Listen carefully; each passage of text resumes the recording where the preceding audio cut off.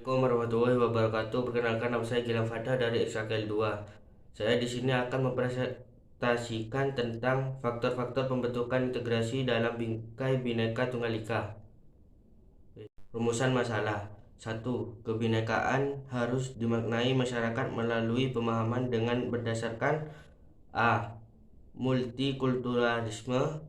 B. Kekuatan spiritualisme. 2. Apa yang kamu ketahui tentang kebinekaan budaya? Budaya adalah keseluruhan sistem gagasan, tindakan yang dan hasil karya manusia dalam rangka kehidupan masyarakat yang dijadikan milik diri manusia dengan cara belajar. 3. Mengapa kebinekaan harus dimaknai masyarakat melalui pemahaman? 1. Perasaan senasib dan perjuangan. 2. Keinginan untuk bersatu. 3. Rasa cinta tanah air. 4. Wujud ideologi nasional. 5. Budaya gotong royong. 6. Antisipasi ancaman asing. 4. Sebutkan tantangan apa saja dalam menjaga NKRI. A. Tantangan bangsa Indonesia secara eksternal. 1. Tantangan masa depan. 2. Kompetensi masa depan. 3. Persepsi masyarakat. 4. Perkembangan pengetahuan dan pedagogi. 5. Fenomena negatif yang mengemuka. B. Tantangan bangsa Indonesia secara internal. 1. Potensi kekayaan budaya dan ketidakadilan ekonomi. 2. Perpecahan dan disintegrasi. 3. Pertikaian horizontal. 5. Jelaskan bela negara secara fisik dan non-fisik. Bela negara fisik merupakan pembelaan terhadap setiap hambatan, gangguan, halangan, dan tantangan yang dilakukan warga negara untuk melindungi bangsa dan negara. Non-fisik merupakan pembelaan berdasarkan hak, kewajiban, dan kehormatan melalui profesi dan kemampuan masing-masing warga untuk meningkatkan ketahanan nasional. Masalah kebinekaan bangsa Indonesia. Kebinekaan bangsa Indonesia merupakan realitas bangsa yang tidak dapat dipungkiri keberadaannya untuk mendorong terciptanya perdamaian dalam kehidupan bangsa dan negara. Kebinekaan harus dimaknai masyarakat melalui pemahaman multikulturalisme dengan berlandaskan kekuatan spiritualitas. 1. Kebinekaan mata pencarian. 2. Kebinekaan ras. 3. Kebinekaan suku bangsa. 4. Kebinekaan agama. 5. Kebinekaan budaya. 6. Gender atau jenis kelamin. Integrasi nasional. Integrasi nasional merupakan salah satu cara untuk menyatukan berbagai macam perbedaan yang ada di Indonesia, di mana salah satunya contohnya yaitu antara pemerintahan dengan wilayah. Integrasi itu sendiri dapat dikatakan sebagai suatu langkah yang baik untuk menyatukan sesuatu yang semula terpisah menjadi suatu keutuhan yang baik bagi bangsa Indonesia. Misalnya menyatukan berbagai macam suku dan budaya yang ada serta menyatukan berbagai macam agama di Indonesia. Integrasi nasional penting untuk diwujudkan dalam kehidupan masyarakat Indonesia dikarenakan Indonesia merupakan negara yang masih berkembang atau dapat dikatakan negara yang masih mencari jati diri. Selain itu, integrasi nasional sangat penting untuk diwujudkan karena integrasi nasional merupakan suatu cara yang dapat menyatukan berbagai macam perbedaan yang ada di Indonesia. Konsep integrasi nasional secara vertikal sendiri mencakup bagaimana cara mempersatukan rakyat dengan pemerintah, di mana hubungan yang terbentuk integrasi secara vertikal. Konsep ini juga mencakup bagaimana menyatukan pemerintahan pusat serta seluruh pemerintahan daerah. Sedangkan konsep integrasi nasional secara horizontal mencakup bagaimana untuk menyatukan rakyat Indonesia yang bisa dikatakan tingkat kemajemukan sangat tinggi. Lalu bagaimana cara membangun sebuah identitas kebangsaan yang sama meskipun masyarakat selalu memiliki jati diri golongan, agama, etnis, serta berbagai hal lain yang berbeda. Pengertian integrasi nasional.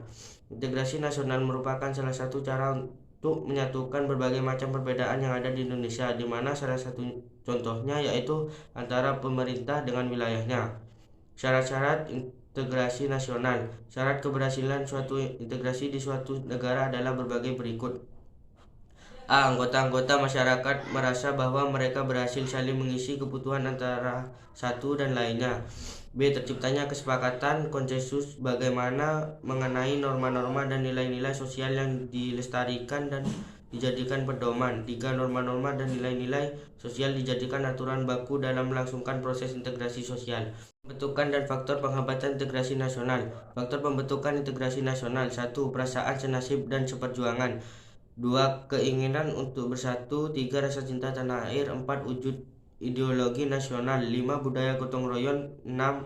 Antisipasi ancaman asing. Faktor penghambat integrasi nasional: 1. Kurangnya penghargaan terhadap pemajemukan yang bersifat heterogen. 2. Kurangnya toleransi antar golongan, gangguan dari luar. 3. Kurangnya kesadaran dari masyarakat Indonesia terhadap ancaman dan gangguan dari luar. 4. Adanya ketidakpuasan terhadap ketimpangan dan ketidakmerataan hasil-hasil pembangunan. Upaya menjaga keutuhan NKRI. Tantangan bangsa Indonesia secara eksternal. Tantangan eksternal adalah segala bentuk gangguan yang berasal dari luar negeri yang dapat menggoyahkan kesatuan dan persatuan negara Kesatuan Republik Indonesia NKRI. Faktor tantangan eksternal merupakan faktor yang timbul dari luar negeri Indonesia. Jika masyarakat Indonesia sendiri tidak menyadarinya, rakyat akan mudah tercerai berai. Berikut adalah macam-macam tantangan eksternal. Tantangan masa depan. 2. Kompetensi masa depan, prevensi masyarakat. 4. Perkembangan pengetahuan dan pedagogi. 5. Fenomena negatif yang mengemuka. 2. Tantangan bangsa Indonesia secara internal. Tantangan secara internal adalah segala bentuk gangguan yang berasal dari dalam negeri yang dapat menggoyahkan kesatuan dan persatuan NKRI. Kekayaan budaya dan ketidakadilan ekonomi. 2. Perpecahan dan disintegrasi. 3. Pertikaian horizontal. Peran warga negara dalam menjaga persatuan dan kesatuan bangsa. Kesadaran warga negara. Kesadaran adalah sikap mawas diri sehingga dapat membedakan baik atau buruk, benar atau salah, layak atau tidak layak, patut atau tidak patut dalam berkata dan berperilaku. Pengertian bela negara. Pembelaan yang diwujudkan dengan keikutsertaan dalam upaya pertahanan negara merupakan tanggung jawab dan kehormatan setiap warga negara. Oleh karena itu, warga negara mempunyai kewajiban ikut serta dalam pembelaan negara, kecuali ditentukan lain dengan undang-undang. Dasar hukum bela negara. Dasar hukum dan peraturan tentang wajib bela negara. Undang-Undang Republik Indonesia Nomor 29 Tahun 1954 tentang pokok-pokok perlawanan rakyat. Undang-Undang Republik Indonesia Nomor 20 Tahun 1982 tentang ketentuan pokok Hankam Negara Republik Indonesia diubah oleh warga negara untuk melakukan bela negara. Dalam Undang-Undang Republik Indonesia Nomor 3 Tahun 2002 tentang Pertahanan Negara Pasal 9 Ayat 2 ditegaskan berbagai bentuk usaha pembelaan negara, pendidikan kewarganegaraan, pelatihan dasar kemiliteran, pengabdian sebagai Tentara Nasional Indonesia, pengabdian sesuai dengan keahlian atau profesi.